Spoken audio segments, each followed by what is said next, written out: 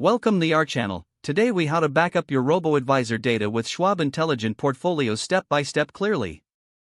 To begin backing up your robo-advisor data with Schwab Intelligent Portfolios, first, log in to your Schwab account.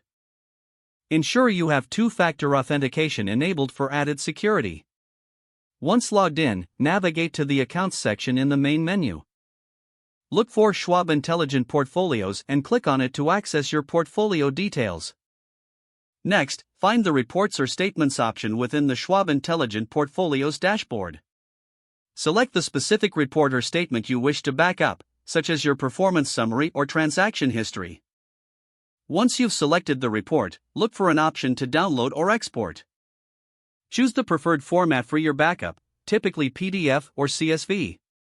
After selecting your format, click on the Download or Export button. The file will start downloading to your device. Once downloaded, locate the file on your device. For better organization, create a dedicated folder for your Schwab Intelligent Portfolios data. Move the downloaded file into this folder. Consider backing up this folder to a cloud storage service for extra security. Alternatively, you may also use an external hard drive for added redundancy.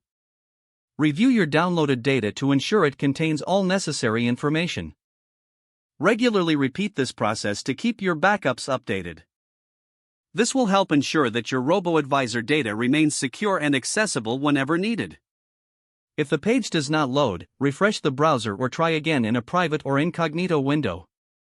Make sure you are using the correct email address, then retype it carefully to avoid small typos. If your password is not accepted, use the reset option and create a new strong password you can remember. Check your spam folder for verification or security emails, then complete any requested confirmation steps. Enable two-factor authentication if available to improve account security and reduce unauthorized access risk.